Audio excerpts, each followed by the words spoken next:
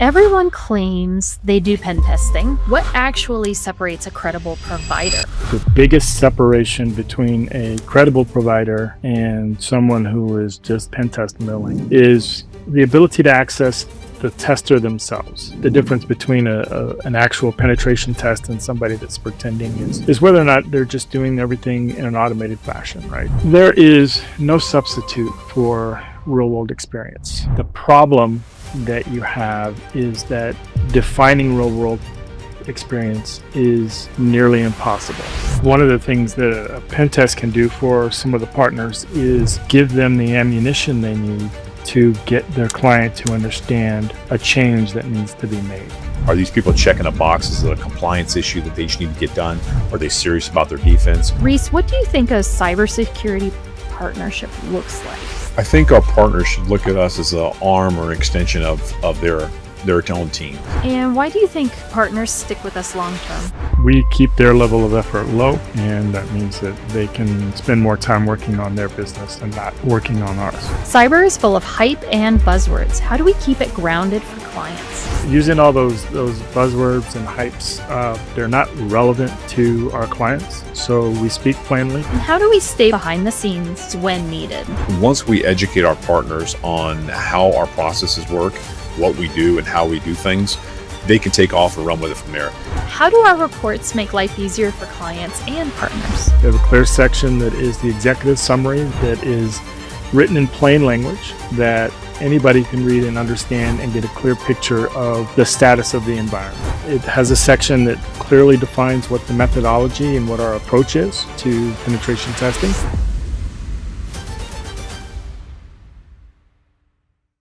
Welcome to the MainNerve Cybersecurity podcast, where we cut through the noise and talk about what actually matters when it comes to protecting your business and supporting your clients.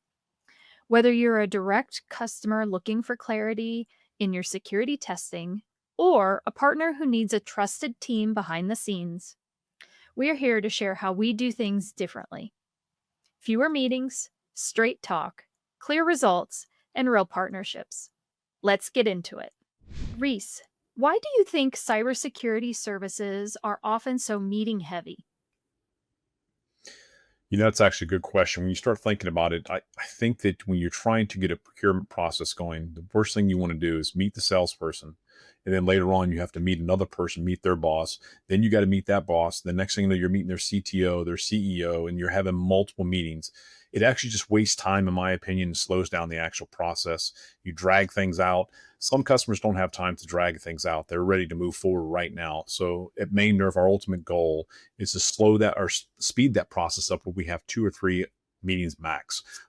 If the customer wants to have the meetings, we'll absolutely have them, but there's just no need for us to have that many meetings to get an actual pen test done. Okay, and how would you say we approach it differently? Obviously, you mentioned fewer meetings, but how do we do that? One of the things we like to do is we like to have our salesperson on the call also with a sales engineer. So if somebody has questions, then it's a technical nature, our sales engineer will be there to answer those as well. And then the ultimate goal is we have one more meeting after that meeting, and that is the actual kickoff call where we actually go through the do's and don'ts and things that we're going to be performing on the actual pen test, the dates, times, who the rules of engagement that get signed, who the tester is, who our point of contacts are, phone numbers, emails, and that kind of stuff. And then the very end, you get the final report. And then what we'll probably do is when you get the final report, if you'd like to have that one last meeting to go over the report, we'll do that as well. Did that answer the question? That answered my question. Okay.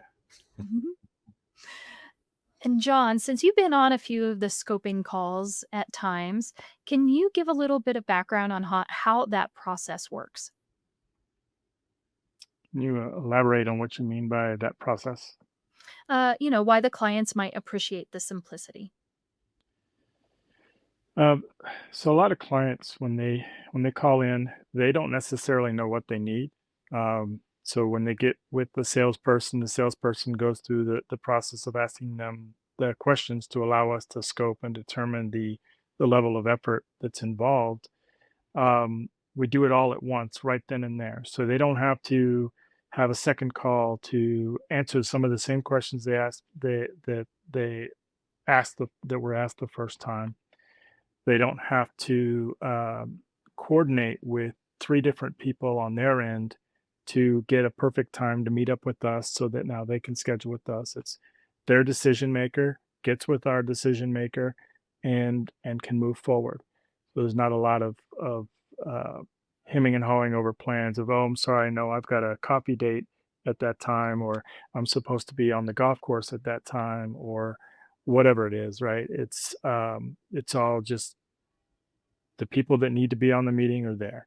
And if at some point the CEO needs to come in to make sure that he's getting his money's worth or she's getting her money's worth, then we have that secondary meeting, but it's strictly to allow the CEO to get that warm fuzzy that we do know what we're doing, as opposed to rehashing everything that was in a previous meeting. Hey, Sheena, what kind of feedback have we heard from the other partners about streamlined engagement models? Yeah, so most of our partners are extremely happy with the fact that we work hard to reduce any of the kinks ahead of time. We get to the point where we don't even have to have a kickoff meeting often. So it just kind of depends on their end client if they need something like that at all. A lot of our partners white label. And so that means that we're working directly with the partner versus the client. So we can do a lot of things by email and not have to worry about kind of like what you were talking about. Oh, well, I have my coffee meeting at that time and trying to figure out the schedule of when are you free? I don't know. When are you free? That they love the fact that we make it super easy for them. And then we, at the same time, we can also offset having to have those meetings by following up with email questionnaires. So if there's we're not really sure about something, we type up an email, send it out, they send a reply back, and we don't have to have that face to face all the time. Exactly. In fact, I think that when we have clients that we've had in the past, we mostly handle a lot of the details through email because we've been with them before. So it's a matter, has anything changed?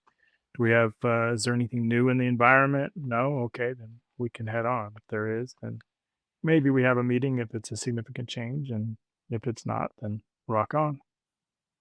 Yeah, for sure. With our returning clients, we make it even easier because we don't usually have to do a kickoff meeting. Cyber is full of hype and buzzwords. How do we keep it grounded for clients? Now, for me, we just avoid the buzzwords. We speak clear, we speak plain. A lot of our clients, they don't know all the fancy terms. You say NGFW, and they're looking at you like, is that the newest model of a BMW, or what is that? Instead of it being a next gen firewall, and even if you say next gen firewall, they're like, well, what's that mean? Does it make me an espresso while it's blocking my traffic? So using all those buzzwords and hypes, they're not relevant to our clients. So we speak plainly. Um, Most of us were in the military or military adjacent in our previous lives, and so speaking plainly is kind of in our blood. So buzzwords don't do anything but sell a lot of stuff to people who don't know what they're buying, and they're not necessarily getting the product that they think they are. So And mind you, we will speak on a technical basis as well. If we have a technical person on the end, we'll definitely have the technical lingo and talk. But if we have somebody that doesn't really understand the penetration testing world, we dumb it down to an easier level that they can comprehend. Yeah, you bring it down to my level because dude, I that don't. is still a step above Reese's. I mean, what? True statement. I mean, I don't have that technical background, and I've learned a lot on the job, of course. But yeah, if I know John is really great at working with clients and helping them understand everything. Well, thank you for that. Yeah. The only time you're gonna get a compliment. I know, right? I try so hard. So Um, what are some real world examples where transparency helped strengthen the relationship? John, that one goes back in my mind to we had a company that was just starting brand new, and it had three people running the company. They completely were clueless on what was going on with the penetration test. They knew that they had to have one per their client, and they just didn't know what they needed. And I think when they started talking with us, we started talking about uh, an actual difference between a vulnerability scan, a vulnerability assessment, and a pen test. And they were going to do a vulnerability scan with another company. And we said, well, it's probably not what your client's looking for. And I think John got in there, really explained to them how things worked. And then they had a little bit of issues with us getting in. And John was able to go above and beyond and get into their network and help them out and streamline things out so we can actually do the pen test for them. So it's kind of one of those one-offs that MainNerve does is we try to get in there with our clients so they can see what's actually taking place so they know that they're getting their money's worth. I think another example of a client that we had in the past where, well, I don't know if they ended up being a client for us at all because what they needed for us to provide it would have been more expensive. But they had a large number of IPs that they wanted to have scanned on a regular basis.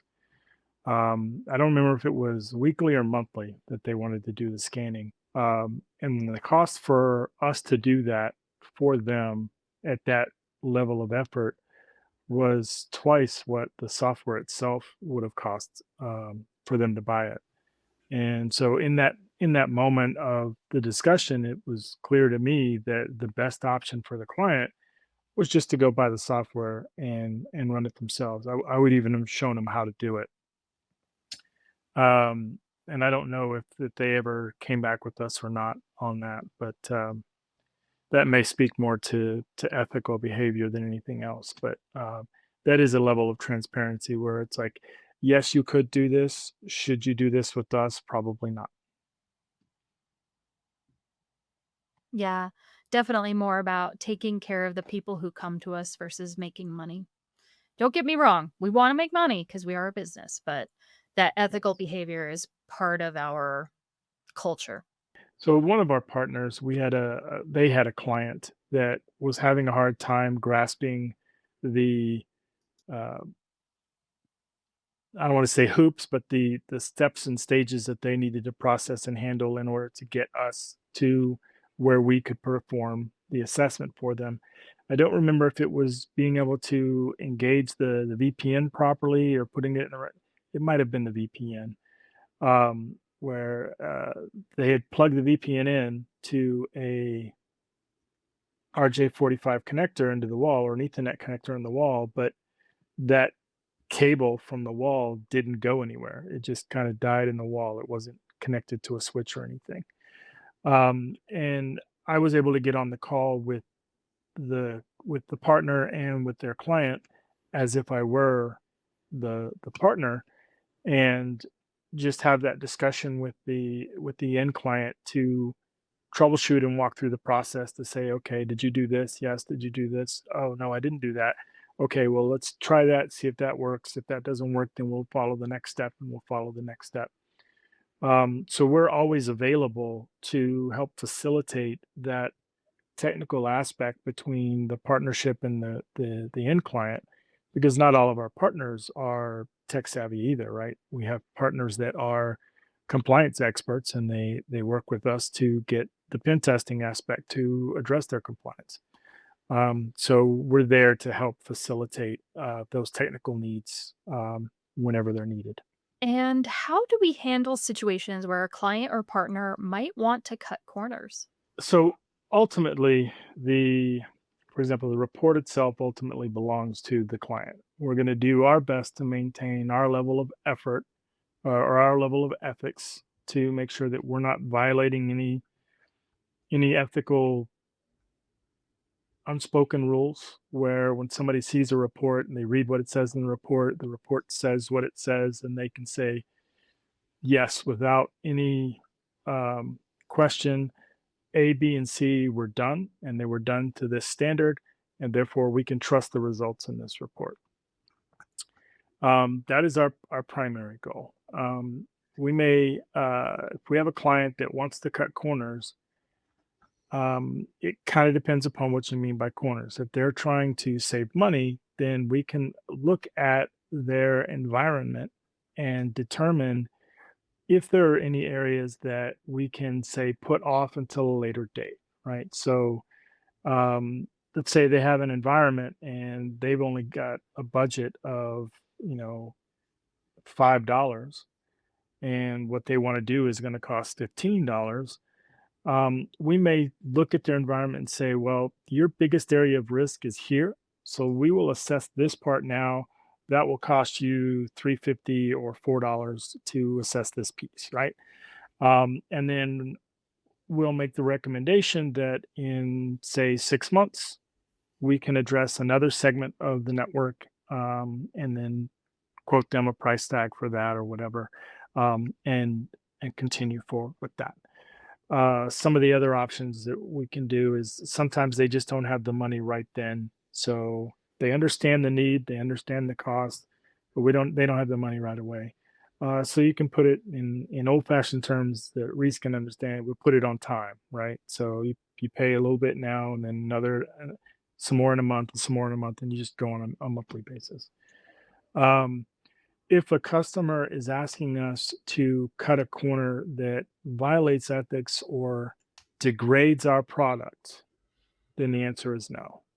But we'll try to find a tactful way to address that. We're not just going to be like, no, you're a horrible person for wanting to do that, because they may not understand the ethical concerns behind what they're trying to do. They're just trying to accomplish a task without actually increasing their overall cost or whatever it is that they're trying to do, right?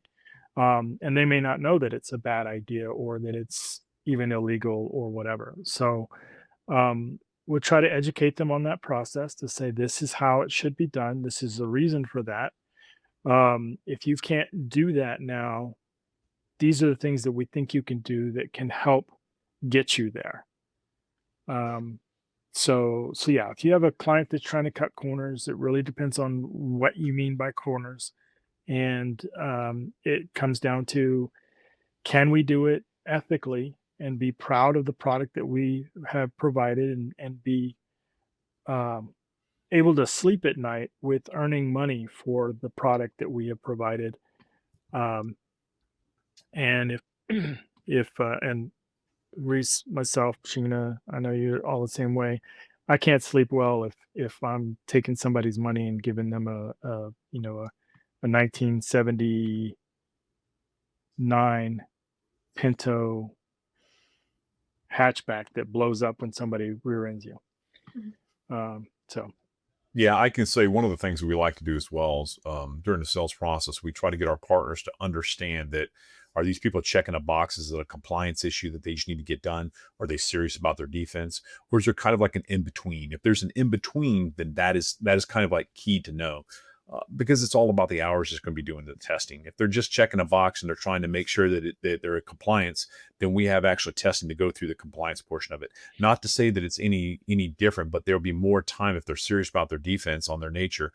Then we go more deeper into the network and we actually spend more time evaluating and making sure that somebody cannot get in, or if they got in, how far would they go? It's kind of like we use the analogy of somebody's house.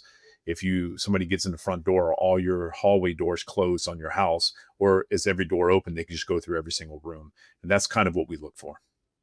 Yeah, I was thinking about one of our partners who referred a client to us who ended up getting a test, and then they got a retest because there were some vulnerabilities that were discovered that they worked on. And there were still findings after the retest was done because they didn't fix the vulnerabilities. And what they did was they tried to fix them again, and they had somebody there try to see if those vulnerabilities were still there. And John got involved and decided that, okay, in order for us to be able to provide a good report for you, a good, clean report saying you have mitigated everything, we need to verify that. So instead of going on the word of the other people, not to say that they didn't know what they were doing, but for our ethical reasons, we had to verify that. So what we ended up doing was offering them a free retest because we knew what the issue was. We knew that they had a significant financial constraint. They weren't expecting to have multiple retests because they didn't understand what wasn't being fixed. So we addressed that in a slightly different way than maybe what we would have done for some clients. And a nice thing with that too is what came out of that eventually was that we started asking our clientele, "Hey, can you tell us how they mitigated it?" That is huge. If we say, okay, this mitigation is not going to work, you guys need to give another. Here's a way that you could mitigate it, and then we shoot it at them that way too. So if we know how they mitigate it, then when we go do the actual evaluation, see if it was done, we can actually streamline. Say, yeah, okay, check mark, you guys are good. Exactly. Everyone claims they do pen testing. What actually separates a credible provider? To me, I think the biggest separation between a credible provider and someone who is just pen test milling is the ability to access the tester themselves. Um, when we perform a penetration test within the ROE, we provide the contact information not just for the tester to contact the client should a situation arise where they need to speak to them, but we also will give direct access that doesn't filter through anybody within the company directly to the tester so that while the tester is performing the test, if a client has a question about something they're seeing across their network, they can go directly to the tester and ask those questions directly of the tester. So we're not hiding that expertise.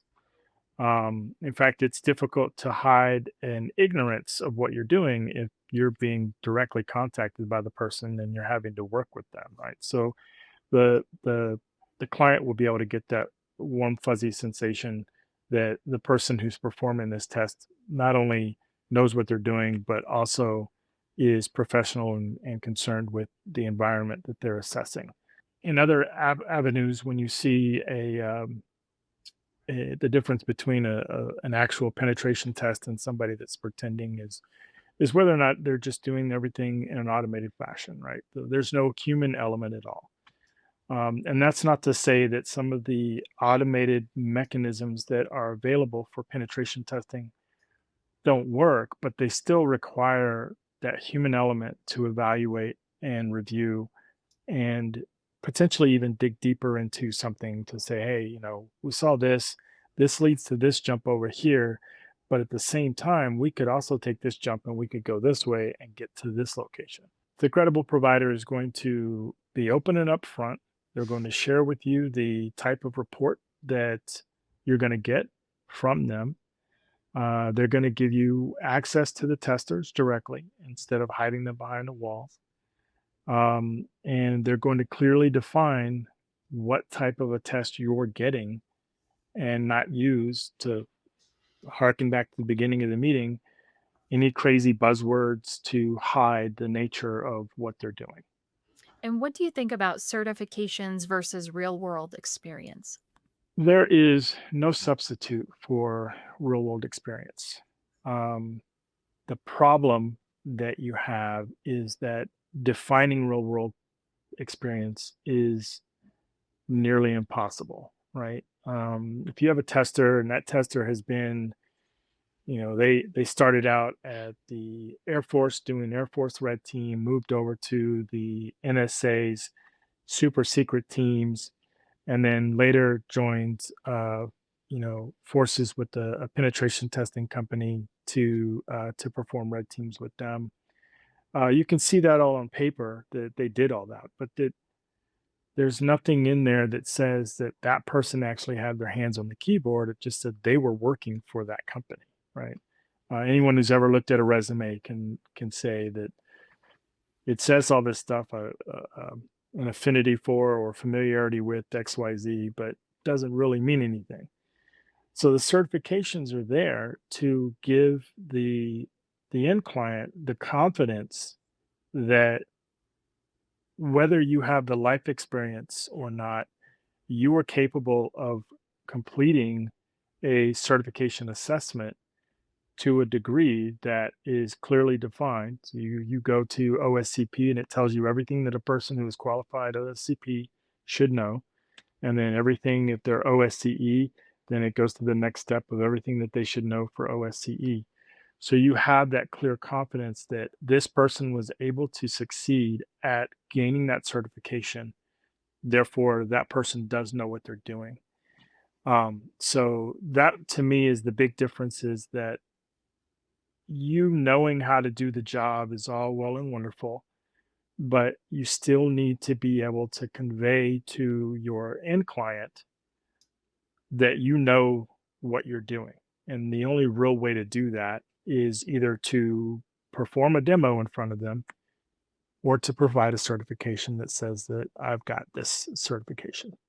And we've had a number of people who have asked if they can watch us pen test. Why would you say that maybe they shouldn't want to watch us pen test something? It's like Number one reason? Yeah, to go me, ahead, Reese. Go ahead, say it. to me, that's like watching the grass grow or watching a car uh, get rusty. There's just, it's so boring. And if they have to sit there and explain every single thing that they're doing, they can't do the pen test. So it's much easier for them to actually, it's in their head, the knowledge is there, and they're just running through it, going through it, finding things, pulling down, pulling this, taking screenshots. If they're sitting there, I'm taking a screenshot because I found this path. I'm finding this. It's just, as somebody viewing it, you're going, I don't want to watch this anymore. There's not enough Red Bull in the world for me to sit there and watch somebody perform a pen test, and I like it, right? Right. So the the the fact of the matter is that there's a lot of boring downtime. It's not like in the movies. It's not like in Hackers. Well, it's kind of like in Hackers. If you watch that montage where he's like walking around and he's watching people type in their passwords. Of course, the fact that every single person is typing in their password just as he walks by them is not realistic, right? But and then there's the part where they go digging through the trash to look for stuff. This took a long time for them to do, but it got put in a montage. A penetration tester is going to be spending a lot of time going through Google search engines, Shodan type locations, combing through Reddit or SourceForge or one of these other help desk type forums, looking for things that might correlate to the organization that they're working against. Maybe somebody worked there at one point and they asked a question and they happen to leave a little bit of extra information that our tester could use to say, oh, well, they had this particular platform 3 years ago. I'm not seeing it now. Maybe they fixed the server tag so we can't see it, but it's still that same one. And then they can go in and try to assess that from that perspective. That's a very boring thing to do. Most of the time, I think when a person says that they want to watch the pen test happening, it comes down to they want to make sure they're getting their money's worth and that we're actually doing the job, right? So in a case like that, it might, we start off with, hey, here's a message, say we're going to start testing in about 30 minutes. If we break at some point, hey, we've paused testing for a little while. We'll be back in a little bit. If we stop testing for the day, then we send a notification to say, hey, I've stopped testing for the day. Here's so far kind of what I've found in a generic sense of these types of things to go look at, and then I'll resume testing tomorrow. So we're constantly engaging with the client to let them know that we are testing. Um, if a client needs help with understanding how a vulnerability was discovered, so that they can go in and the report it's clear, but they're still having a hard time understanding, then we could have the tester go and do a video of it, right? Or at that point, we can have a meeting where they get on and the tester shows them step by step what they did. But 24 hours of watching somebody pen test, I wouldn't be able to keep my eyes open for that long. So it's looking back to why are they asking the question and how can we help them feel confident that we are performing the pen testing and they are getting their money's worth without boring them with, as Reese said, watching the grass grow. Got it. There's a whole lot of sound bites in that one. Mhm. They blame hackers. Right. Real. It's real. I saw it. Or It's my any other favorite hacker shows. movie. Like Yeah. there's another show out there that I like watching called Tracker, and we'll leave the reasons why I like watching that show to the side, but What's they his have name? one. Sorry? What's his name? Tracker. Yeah, exactly. So But the premise is this guy is out in the field, so to speak, working, and he's got somebody who will just hack into cameras randomly and everything, it's like, "Oh, I know that's not actually how that works." Because he We do all magically the time knows at MainNerve. exactly which one to hack into. Right. Yep. Another good example of that's National Treasure too, when they're in England, and he's like, "Oh, they're gonna take this board away from us. So let me run this red light." And then he throws it out the window and he turns to his buddy. He's like, "Now hack the cameras and get me the picture of that." And the guy, it's like, "What?" Well, if we're going to use this as sound bites, the recent movie that came out with Ice Cube in it, where he's a guy behind the keyboard and basically Armageddon's happening in the world, and he's able to go into a camera in a coffee shop and see his pregnant daughter standing there eating a donut. And he's like, he calls her, "Why are you eating that donut?" I just start laughing because I'm like, this guy's jumping into like every camera, every place, sees everything. I'm going, oh, it's Mhm. like watching a military movie. I get frustrated when I see things happening. You're like, that's not true. That's not true. Mm. All right, moving on. Yeah. For sure. How do our reports make life easier for clients and partners? Our reports are pretty standardized. They have a very clear section of how to read the report. They have a clear section that is the executive summary that that is written in plain language that anybody can read and understand and get a clear picture of the status of the environment. It has a section that clearly defines what the methodology and what our approach is to penetration testing, depending upon whether it's a web app or it's a mobile app or it's a network style pen test or even wireless testing. It has a clear section of what we call a technical summary and like the technical details for the actual on the ground people to read through and understand what the tester did to identify the vulnerability and a basic statement of how they can go about fixing it. And then we follow that up with a rating mechanism that gives, depending upon whether the client wants to have a CVSS rating system because they have a more mature system, or they want to use our modified dread report where we have defined the risk ratings as if you can break into the computer and own it, this is the value. Um, is a user going to be affected by this? This is the value. And it makes it plain and simple for someone who doesn't have that mature security procedure or process enabled. And it clearly defines how to understand if we say something is a high, you can look at the risk rating rubric and say, okay, a high means these things could happen. All right, we should probably take care of that now. A low means these things could happen. We can probably mitigate most of these with putting a firewall here, and that will allow us to handle the high stuff while we leave that alone. Or this medium is a concern that we should address or not address immediately. I say not address immediately. I mean, put it in a triage platform where you're going to address the medium, but the high is more concerned because you can clearly understand what that risk is. CVSS um, is an attempt to ensure that there's no what's the word I'm looking for, subjectivity. If a finding is an adjacent uh, attack platform, like I can attack it, but I have to be adjacent, that has a lower concern than something that I can do from my grandmother's basement, right? So there's mitigating steps in between to allow you to determine the level of risk.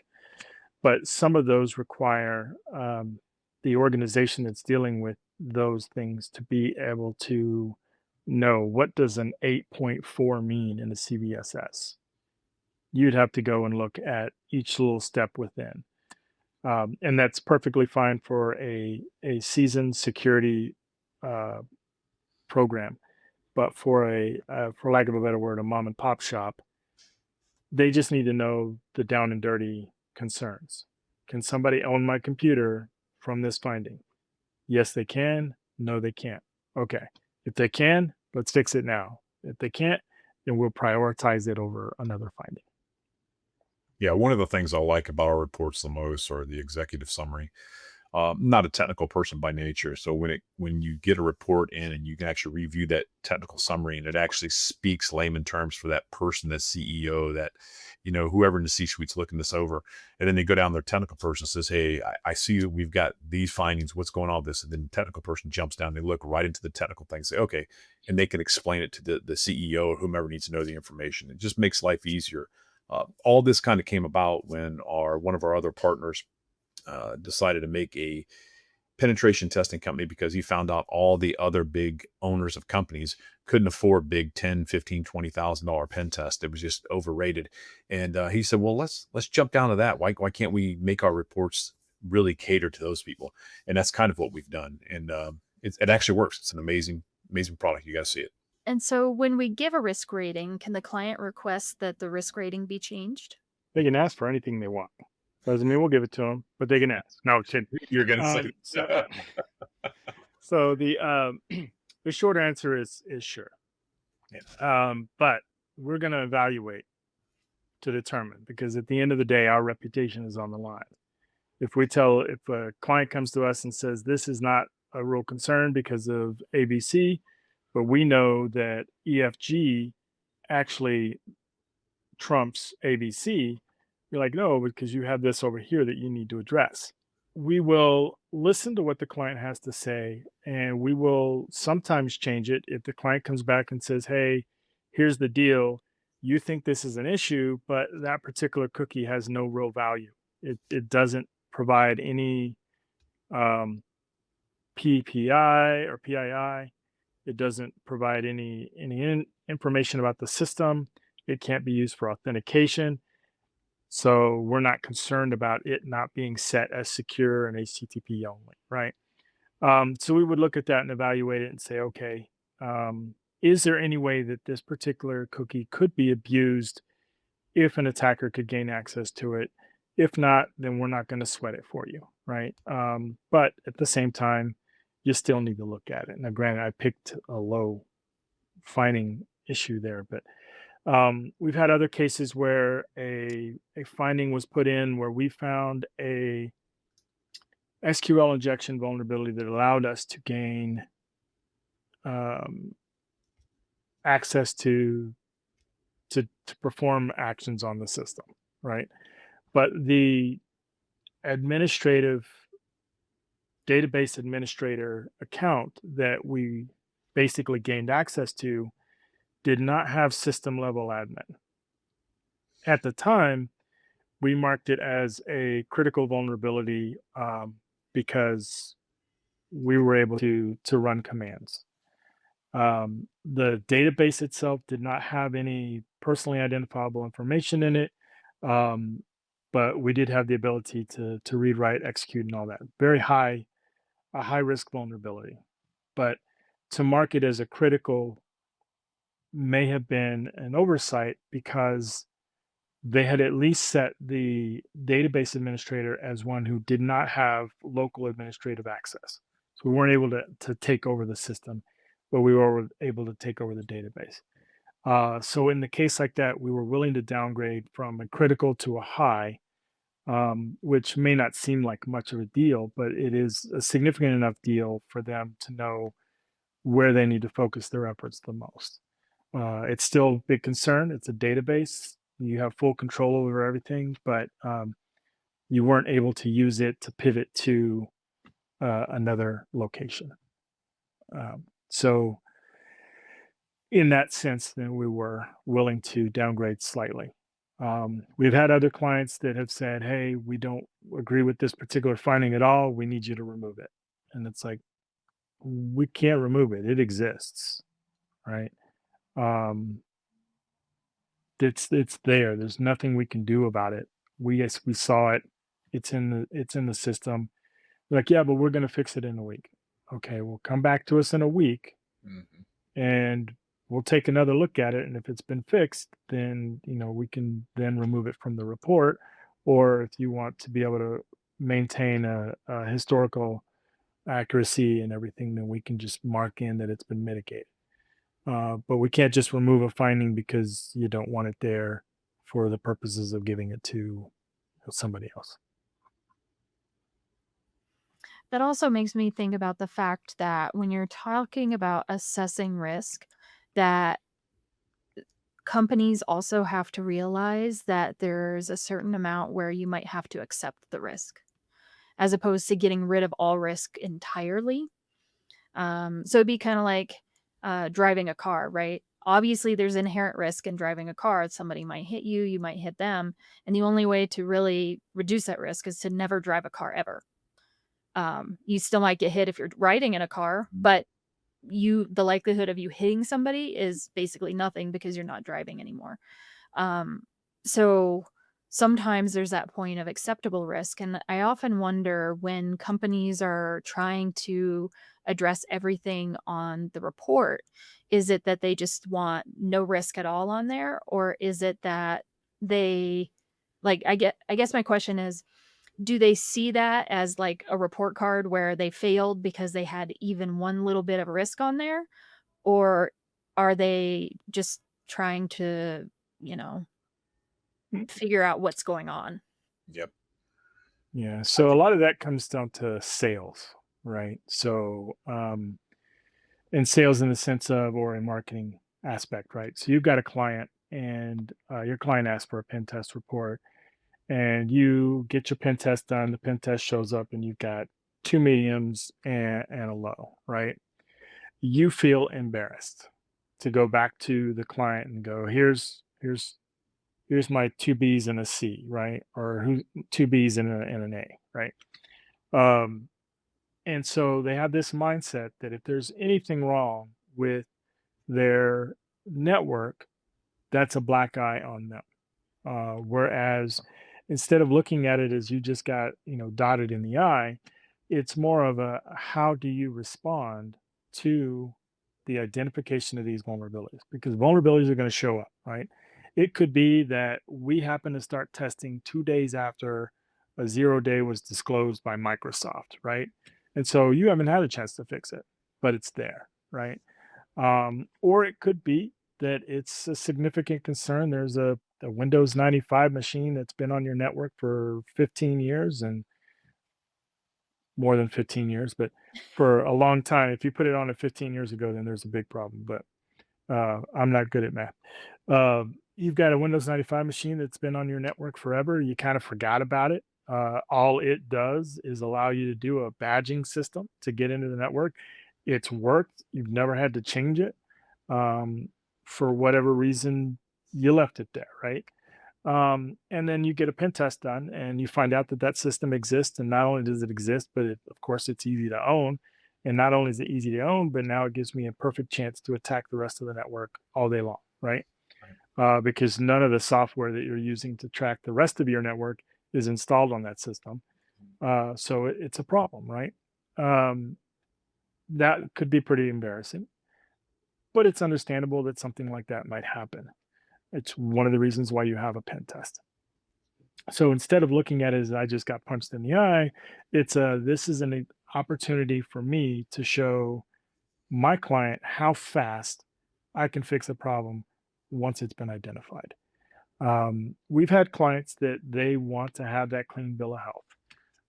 And so when we perform the pen test with them, we do everything in tandem. The pen test occurs and the retest occurs all at once. So when they get the report says that we fixed the findings as they were identified, and the current status of this network is status of a low risk because there are no findings um, for those particular clients.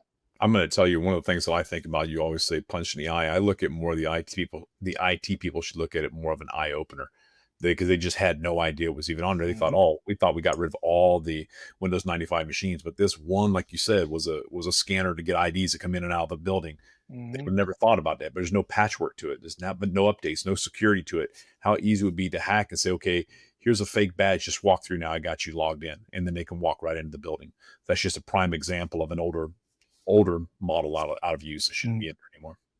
On a slightly different topic, what's the reaction we typically get when we walk clients through results post test? Most of the time, the responses we get are thankful that we performed the test and we identified the vulnerabilities and concerns that were there. Occasionally we get the conflict, right? They're like, well, that's not really a finding. Why do you think that's a finding? I don't think that's a finding. Um, but those are very few and far between. The majority of the time, when we sit down with a client, the client goes through and we explain the different findings that were done. They're thankful and they may ask questions about how we think they might be able to mitigate it. Um, if there's a finding where the mitigation process requires us to know more detail about the back end and what the purposes of the device is. So let's say we did a black box pen test. So we don't know a whole lot about why that particular computer is there and why that particular functionality is there. And the standard fix is to just turn it off. Well, they can't turn it off. So what can they do? So we have those conversations with them. But in general, I would say our clients are happy at the end of the day that they now have a better understanding of their environment and what they need to fix and how they can go about approaching it, especially when they know that they can contact us at any time to say, hey, you remember 3, 4 months ago, you did this pen test for us, you had this finding. We finally were able to figure out a way to solve it. This is what we think would do it. What do you think? And then, I'm not going to hit the I'm a lawyer timer button and go, okay, you're on the clock now at $450,000 an hour. Let me answer your question for you. No, we're just gonna. Most of the time, I'll read the email, do a little bit of research if I need to, send them back a reply, or call them up on the phone and say, yeah, this would work, or it won't work because of this, but if you tweak this, this will work. Very good. And that's all I had to say about that. Mhm. So we often work with MSPs and MSSPs to handle their penetration testing. We also have consultants and some other people who help different companies with a lot of different things who might need pen testing. So we're pretty open to working with a lot of people in partnerships, whether that's reselling or referring. Reese, what do you think a cybersecurity partnership looks like? I think our partners should look at us as an arm or an extension of their own team. What I don't like is one of the things that really bothers me is you go in and the IT teams come out and say, well, they're going to find all these vulnerabilities and we're going to get in trouble. And that's not what we're there for. Our ultimate goal there is to open up doors that they just didn't know existed, or, 0-day hacks they didn't know came out. These are simple things. So I think a partnership, they should look at our company as an arm or extension of their own companies, the ultimate goal. To tag on to that, one of the things that a pen test can do for some of the partners is give them the ammunition they need to get their client to understand a change that needs to be made. So let's say some software solution needs to be implemented. They're having a hard time getting the client to accept that additional cost. Penetration tests can help the partner better explain that risk because it's in black and white. See, look, they were able to do this and this. If we had put this particular software solution or this hardware solution in place, they would not have been able to do this. So, to not sound salesy, it does give our partners the opportunity to use us as an ability to provide better service to their clients. Or get rid of that Windows 95 computer? I don't know. Those are awesome. That chime. Ding. Sorry. And how do we stay behind the scenes when needed or step in when asked? I think it's very simple for us to stay behind the scenes because once we educate our partners on how our processes work, what we do, and how we do things, they can take off and run with it from there. When they get in a little more technical information that comes across, what we like to do is have the partner shoot the information to us. We answer the question, shoot it back to our partner, and let our partner shoot it back to the client. But once we actually can get to a point that we build our partner up to understand our mythology and what we're doing, it makes it so much easier that they can answer the questions themselves. That's our ultimate goal for that as well. But if they need us to step in, it's real simple. We could throw John on a call or somebody else on a call that can just get on with them. Mhm. We don't have to say, "Hey, we're here from MainNerve." We don't do that. We just get on just as if we're a part of that company and we speak for that company. Hopefully, have a good partnership. So when we do speak for them, it's not coming across that we are overtaking a conversation for them or anything. But I think that they actually enjoy when John's on a lot of the calls. And why do you think partners stick with us long term? I think our process is really good. Now, I'm not saying we're going to change everything, but we will change it to accommodate the partner as much best we can. And I would say the majority of our partners stay with us long term for the simple fact we are very easy to work with. We keep their level of effort low, and that means that they can spend more time working on their business and not working on ours. I would agree with that.